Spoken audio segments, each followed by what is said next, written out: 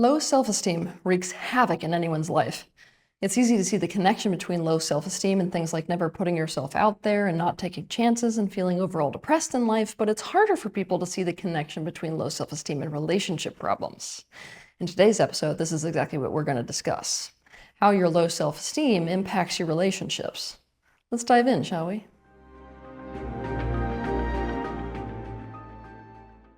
One, when your self-esteem is low, you're insecure in your relationships, and because of this, you make your relationships insecure. Why? Because you do not see your own value, and therefore you do not see what the other person is getting out of being with you. We all know that a person is only going to stay in a relationship with us if they value us. Therefore, if we perceive that we have low value, we're convinced that we're going to be abandoned. This makes building up a secure bond in a relationship very hard. We become hypersensitive to anything that could indicate that we might be left. We adopt self-protective behaviors in the relationship, and the ways that we start behaving unnecessarily sabotage the relationship.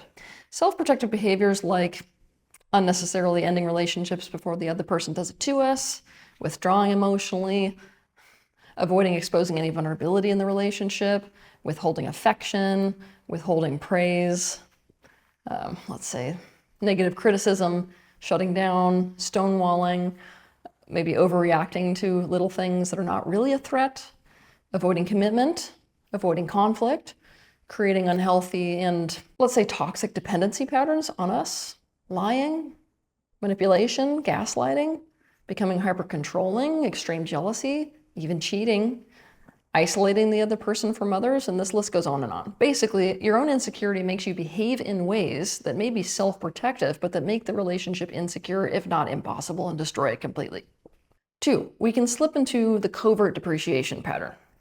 The covert depreciation pattern is a toxic protection mechanism that deserves its own point. It's a projection of how we feel about ourselves out onto the world. And simply put, the covert depreciation pattern is when low self-esteem causes a person to devalue everything else, including other people. When we feel bad about ourselves, recognizing the value of other things, most especially the value of other people, causes us to feel even worse about ourselves in comparison. And so we go to work subconsciously or consciously depreciating everything around us so that we can feel better about ourselves. This pattern really shows up in 2 forms. The first form is, because a person feels bad about themselves, they find active ways to devalue, diminish, cut down to size, disqualify, reduce, misprize, negate, disparage, discredit, minimize, put down, and deflate something or someone in order to feel better about themselves and their own value. The second form is this. Because a person feels bad about themselves, they depreciate the things that they come into contact with by virtue of association with themselves. Essentially, if anything is associated with them, or any person wants to associate with them, they can't think highly of it or that person anymore. If you want to learn more about this, by the way, you can watch my video that's titled The Covert Depreciation Pattern. This sucks for anyone to be in a relationship with. I shouldn't have to explain that, right? 3, low self-esteem creates an inferiority complex that diminishes the relationship. We may constantly see ourselves as beneath or smaller than other people, and when we do this, we start to lack confidence in our own decisions and abilities. This lack of confidence can cause us to not even step into the relationships that we really want and need and that would actually benefit us. We essentially unnecessarily disqualify ourselves from the very relationship that we are desperate for. This lack of confidence can cause us also to stop making decisions for ourselves and rather defer to other people to tell us what to do. And also to make them responsible for everything. After all, why? We suck at it, right? So they're better, they can do it. Now, all this means you stop leading and directing your own life. Instead, you follow other people's lead and give them all the responsibility. Well, guess what? Not only is this a lot of pressure on another person, a lot of the people who are very happy to tell you what to do not actually know what is in your best interests. Rather, they're deeply connected to only their own best interests, which they're projecting onto you most likely. So this puts you in the position of being used as a puppet to bring about what they want for themselves. On top of this, by losing confidence in your own decisions and abilities, and therefore not bringing them into your relationships, you create narcissistic relationships unnecessarily. You're making it so that there is essentially no you to be in relationship with in a relationship. So you're creating a relationship of one, the other person only.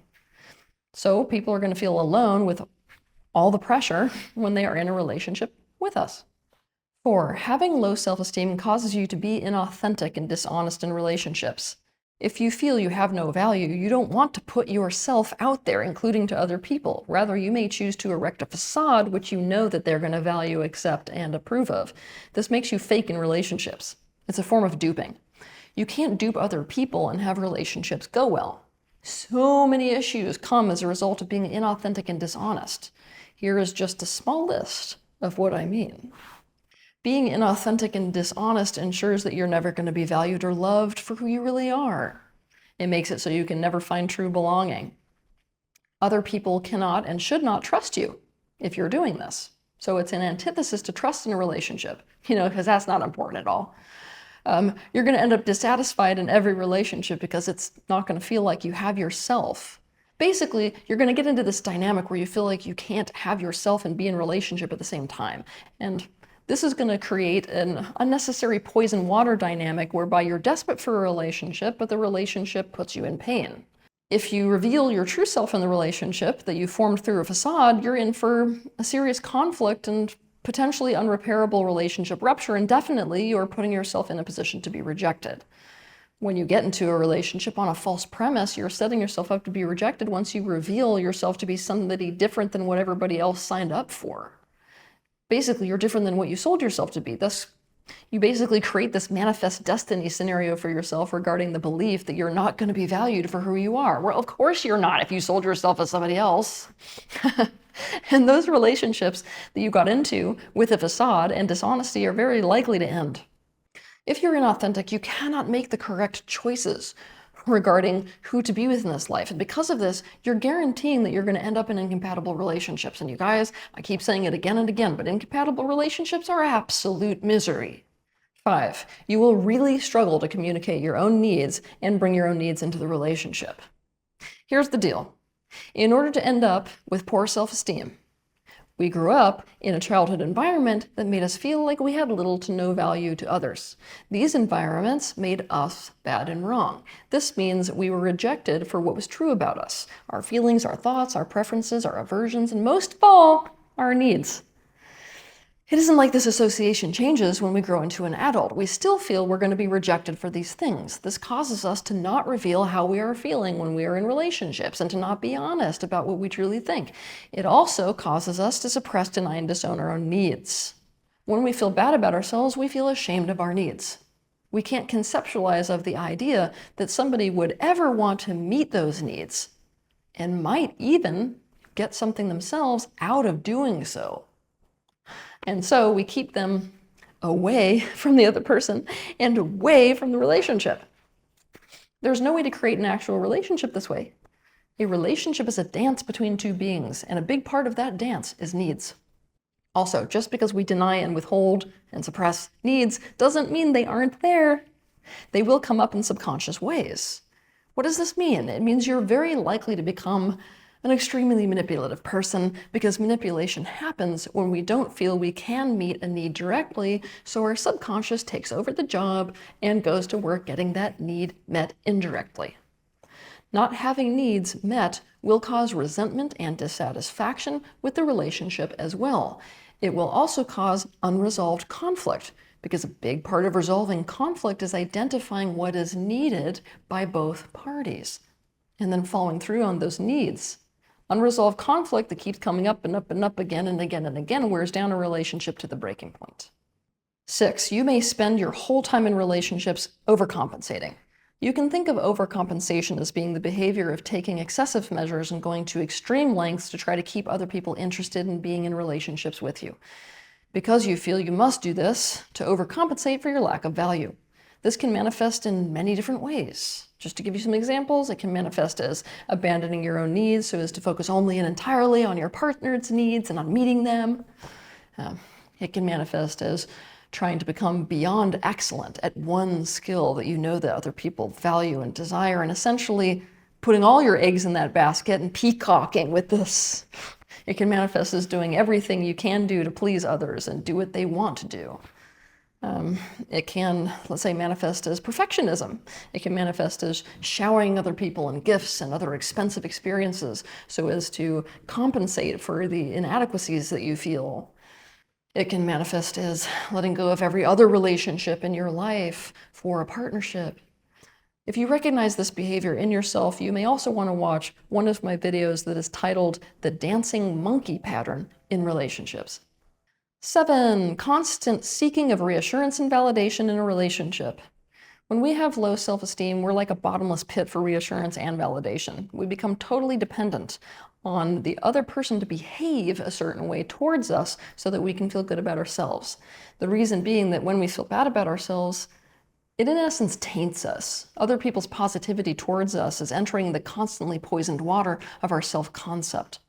Because of this, coupled with the fact that it makes us feel bad to tell the other person that this is the reason behind our extreme need for reassurance all the time, so we're unlikely to do it, it's going to start to feel to others like no amount of reassurance or validation is ever effective. That can make them feel constantly questioned or doubted, or like they aren't being good enough in the relationship, or are doing something that's bad and wrong, or essentially never doing the right thing in the relationship. All of this can make the other person start to feel like they are pouring energy into a cup with holes in it. And this wears a person down and can cause the relationship to feel strained and even futile. Like no amount of energy that they put into making the relationship secure ever works. And that brings up the insecurities of the other person. Essentially, they're going to blame themselves most likely for it. 8, jealousy and isolation of the other person. When we have low self-esteem, we have jealousy issues. We tend to feel a kind of resentful enviousness towards others that have what we want, or that we think pose a threat to us losing what we value. At its root, jealousy is really a fear of losing something that we value. This fear makes us really anxious and suspicious and defensive and distrustful and hypervigilant and covetous and negatively protective. It makes other people who we perceive to have more value than we do a potential threat to losing the person that we treasure. And this can cause us to become unnecessarily oppositional to the other person, if not an enemy, as well as to isolate the person we treasure from others. This isolation can take the form of discouraging them from being in contact with other people, maybe monitoring their communication with others and even tampering with it, potentially intentionally creating a sense of isolation from others in that person, causing insecurities in the person so they will isolate themselves from others. Triangulation you see a lot, right? Triangulating the person that we treasure against other people. Maybe creating emotional consequences for them when they engage with others. And even in really extreme situations, physically preventing them from seeing other people. 9, conflict avoidance. When we have low self-esteem, we feel we are always on such shaky ground in relationships because people have so little incentive to be with us that we can't afford to have a conflict. We feel so much terror when conflict arises. We find it intolerable. We feel we're always on the brink of abandonment. The problem is, conflict is a necessary part of a relationship. It is also the only way to make it better and stronger. Conflict essentially forces two beings to reconfigure things so as to construct a stronger and better relationship. It forces two beings to consciously create a state of symbiosis. Two people cannot learn how to dance together in life without conflict.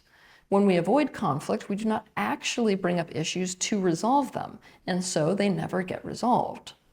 Instead, the pain and fear and other negative emotions just keep building up and building up. This unresolved stuff in the relationship puts tension and pressure on the relationship. And the relationship starts to crack. Also, it makes it impossible to resolve issues when they are small, which guarantees what? That they're going to escalate. They're going to grow into huge issues, especially huge trust breaches, which will create the kind of big ruptures that are very hard to repair, if not impossible. 10, having low self-esteem causes you to isolate and push away relationships entirely. When we feel like we have no value, we anticipate that relationships will be a painful reminder of our inadequacies and that we will be abandoned ultimately. In order to avoid that pain and to become more in control of the pain we experience, rather than being at the mercy of experiencing someone else doing it to us, we withhold ourselves from relationships completely. We reject others before they ever get the chance to reject us. We isolate ourselves. This way we are in control of our own pain, our own loneliness. We keep ourselves in the pain of deprivation, which, by the way, many people feel is better than having someone we deeply need and then being rejected by them and losing them. 11. Low self-esteem causes us to stay in and maintain unhealthy relationships. When we feel bad about ourselves, we don't feel worthy of being treated well. Nor do we feel we can be with people who are high-value people. We believe that they will reject us, so we're safer with dysfunctional and undesirable people. This means we're likely to put up with really bad treatment from others. We will cling to dysfunctional and abusive individuals. We may tell ourselves that the person that we have is as good as it's going to get for us and that no one else is going to want us. We may get into relationships with people who reinforce our negative self-concept. We won't set boundaries that really need to be set. We settle for less. We both create and stay on the receiving end of very painful relationships. When we do this, we may not put the energy into making these relationships healthy, and instead just become a contributing factor to a cycle of dysfunction. Or we may put in all the effort to a relationship that is actually futile. Or we may have an uncommitted person on the other side of the relationship, and instead of realizing this, and we can't have a relationship with this, we take 100% of the responsibility for the relationship working, rather than to end the relationship when we need to. Changing your self-concept for the better is a critical part of building a life that is worth living. And it is an essential part of creating the relationships you want to have in this life, which now should be obvious, given that now you understand the incredible impact that low self-esteem has on relationships. Have a good week.